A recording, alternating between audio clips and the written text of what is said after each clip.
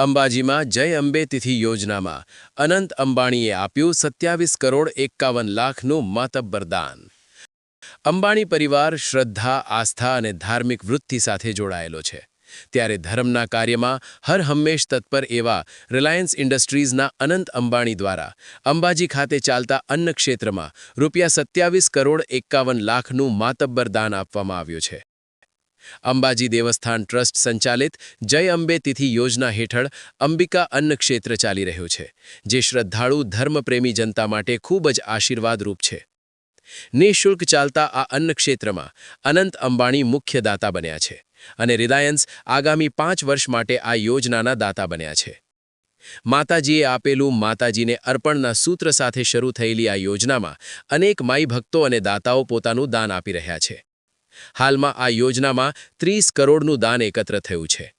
અંબાજી ખાતે જય અંબે તિથિ યોજનામાં અનંત અંબાણી દ્વારા આપવામાં આવેલા 27 કરોડ 51 લાખના માતબ્બર રકમના દાનની સૌ કોઈએ પ્રશંસા કરી છે અને તેઓની આ ઉમદા પ્રવૃત્તિને સમગ્ર અંબાજી દેવસ્થાન ટ્રસ્ટ સહિત બનાસકાંઠા જિલ્લા અને ગુજરાત રાજ્યની જનતાએ જ નહીં, સમગ્ર દેશની જનતાએ બિરદાવી છે।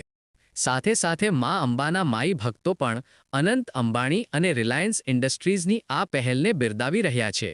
અંબાજી ટ્રસ્ટ દ્વારા 1962 થી ભોજનાલય ચાલે છે અને જ્યારથી અયોધ્યામાં ભગવાન શ્રી રામ મંદિરની પ્રાણ પ્રતિષ્ઠા થઈ, એટલે કે 22 જાન્યુઆરી 2024ના રોજથી આ જે વ્યવસ્થા છે એ સંપૂર્ણપણે નિઃશુલ્ક કરવામાં આવી છે।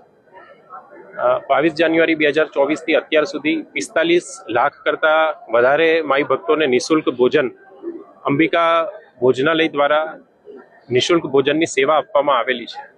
ત્યારે અંબાજી મંદિર સાથે જોડાયેલા તમામ માઈ ભક્તોની લાગણી હતી કે આ જે ભોજન સેવા છે એમાં તેઓ પણ સહભાગી થાય અને તેના ભાગરૂપે જય અંબે તિથિ ભોજન યોજનાની આજથી શરૂઆત કરવામાં આવી છે, જેમાં પ્રતિદિન ભોજન પૂરું પાડવા માટે ₹1,51,000 ભોજન સેવા નક્કી કરવામાં આવી છે।